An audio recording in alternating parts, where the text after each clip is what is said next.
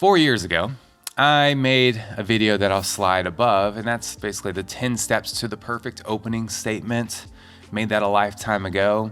And during this video, I talk about how at some point during your opening statement, you may want to crack a joke. Keep kind of that hopefully fun energy that you had during jury selection, and allow that energy to breathe a little bit at the beginning stages of your opening statement, so you can ultimately have what I call the tone curve and get serious. So that way, when you go from charming, fun to more serious, it captures attention.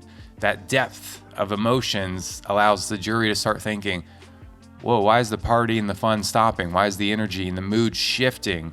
And I got all these comments saying, you don't want to make a joke. The last thing you want to do is joke around.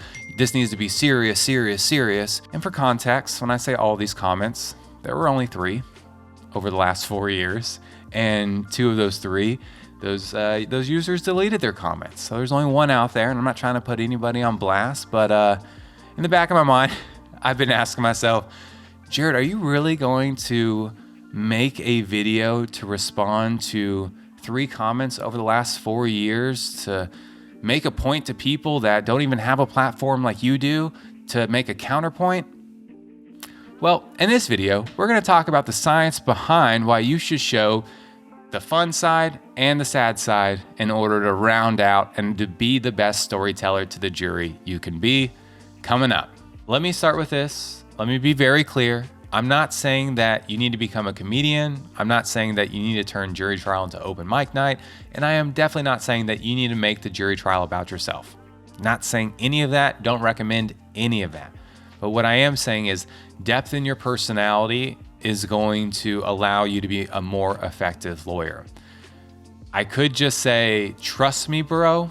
But what I'm going to say is I found the confirmation bias that I've been looking for like 4 years. It's the book Magic Words, and there's one chapter in particular that goes through the science that ultimately confirms exactly what I've been experiencing in my own practice. So before we talk about the science, I'm going to give you an example of a real life situation that made this concept very clear to me. During jury selection, I was talking about police officers and what people's feelings were about police officers at the time. And one gentleman in the back, he ended up raising his hand. He's like, look, I love police officers. I trust them. And the reason for that is I have a relative that's a police officer, and I become friends with his coworkers / police officers. And ultimately, I think he said once a month or maybe every other week, he hosts cookouts and barbecues with all the police officers in the county. And as a result, that's why he loves the police. So I responded in that moment, sounds like instead of calling 911, you just give me your cell, I'll give you a call, and that way you can make sure the police are acting the way they need to act, and they can show up on site. So something like that. It's been a while, but I got a good response of like chuckles. I'm not saying I got laughter that blew the courthouse roof off, but what I did in that moment, even if it was a bad joke, I don't want to say bad because bad implies like it's like off-putting, but even if it was just like a smile, I responded in a way that showed this person that I listened and that I heard him. I could have just said, boilerplate, thank you for your honesty, and moved on. But instead, I responded with something that said, look, I'm going to incorporate the facts that you just told me because I've been listening to what you said. And, the smile and laugh that he gave me and a little bit of the feedback that he gave me in that moment let me know that he felt heard, and that helps build connection. If he knows I'm listening to him, he's going to listen to me, and everyone else knows, oh, this lawyer is actually listening. And in a very short amount of time, it went from talking to this person where it's like, all right, we're going to chuckle here about this particular joke, to the other end of the spectrum, to where maybe even like the next person, she raises her hand and she talks about how she does trust police officers, and based off of her past experience and what tragedy she went through, where she had a family member that was killed by a drunk driver, which was related to the situation at hand for this particular jury trial, that she couldn't be fair and impartial in that situation. But she got very emotional, and no one can blame her because she went through one of the worst tragedies you can go through. And that right there showed me that just because I was laughing and being cordial and cracking, a slight joke over here one moment, that I didn't make it seem like this entire situation, this entire jury selection was a joke, because she immediately volunteered very tragic news, very emotional news, and got very emotional in that scenario. What that told me was that she knew that I was listening, and she felt safe in that situation to voluntarily share something that I didn't feel like I had to pull out of her, and I didn't have to start asking harder and more pointed questions to get something like that. Instead, there was this free-flowing conversation where people were becoming comfortable with the situation, and they were volunteering both ends, where they felt strongly about something or didn't feel strongly about whatever we were talking about. So I want to use that as foundation to ultimately build to the science that we're going to talk about. So to do that, a few excerpts that I want to read out of this book. By the way, am I the only one that uses old, outdated business cards as bookmarks now? Because I have no other use for them, and I don't want to throw them away. It's not in my DNA. The author of this book, his name is Jonah Berger, Berger. I feel like it's probably fancier than that. It's probably like Berger. I don't know how to pronounce the last name. If you know how to pronounce it, let me know in the comment section down below. But he's a marketing professor at the Wharton School of the University of Pennsylvania, internationally best-selling author, and he's done many academic studies. And one of the academic studies involved analyzing tens of thousands of movies, everything from blockbusters like Forrest Gump and The Matrix to indie films to newer movies, I guess, relative to the book, such as The Hunger Games and Argo, and also older movies such as Jaws and Star Wars. And the question was, is there a way to capture and maintain the audience's attention in an effective way to tell a compelling story?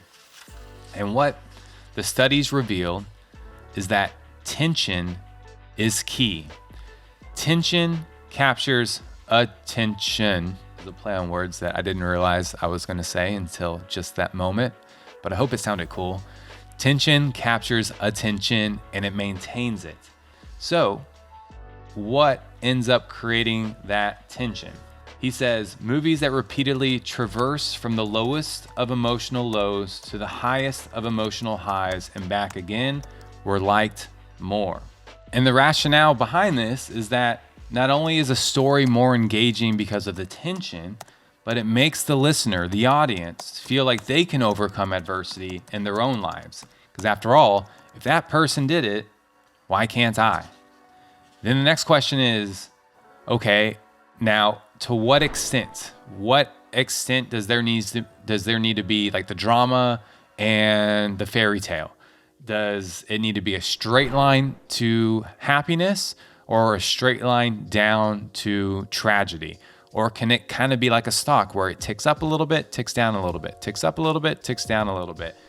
And this part actually surprised me, because I thought the ticking up and ticking down to where it's a little bit of good, a little bit of bad, a little bit of good, a little bit of bad, but we're trending up.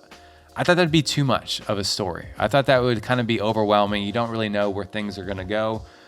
But the study resulted that the unpredictability makes the ride more stimulating and increases the enjoyment and the liking of the story. Great stories, then, are a bit like roller coasters. First, as we discussed earlier, a flat ride isn't that interesting. Big highs and lows make things more fun. Beyond such peaks, though, moment-to-moment changes also matter. Is this the moment when the bottom drops out? Are we halfway up to the top or almost there? That uncertainty makes the ride all the more engaging. So this is the most important part of the video. I don't want you to get hung up on your opening and closing. Yes, those are super important. Yes, it helps the jury make sense of everything. But you got to keep in mind the bigger picture from a jury's perspective is that your opening and closing is a story within a story, the greater story. You can call it a movie. And from the juror's perspective, they're basically sitting in front of the silver screen, and everything from beginning to end is the movie. When they go home and they talk to their friends, they talk to their family members, and they explain what it was like to be part of a jury trial, they're going to talk about not only maybe your opening and closing, they're going to talk about you. They're going to talk about the other lawyer, the parties, the witnesses, the judge, the other jurors. And that right there is what we need to keep in mind as trial lawyers, because if you're a character in this movie, are you a character that demands attention in the right way? Not to where you're making a clown of yourself or you're needing attention, but does your character have depth? Do you steal the scenes, the very few scenes that you're a part of, to where whenever they are talking about this movie, not only are they talking about your client, but they're talking about you, and you have the depth? Because if you have the depth, you're showing full range of emotions. That means you're unpredictable. If you're unpredictable, they're paying attention to you because you're building the tension. They see you happy one moment, and then they see you get serious another. Okay, what caused the change? What's going on? I'm on my toes. That captures and maintains attention. Attention is king. On the flip side, if you're serious and you're just serious, then you are very predictable. Why would somebody pay attention to you in that situation? You don't have the depth. You don't have the range. I know that you're going to be serious. What you're about to say is serious. And like the Joker in The Dark Knight, why so serious? It's all about attention. It's like the famous question, if a tree falls over in the wilderness and no one's around to hear it, can it even win a jury trial? The answer is no. If no one's paying attention to you, you're not going to win, and you're not going to be able to have a message or a story that resonates with the jury. So, ultimately, what you need to do is follow the science, have depth, be a human being during trial. Don't be afraid to crack a smile, because the real value is the loss of a smile. Once you go from smile to serious, that demands attention.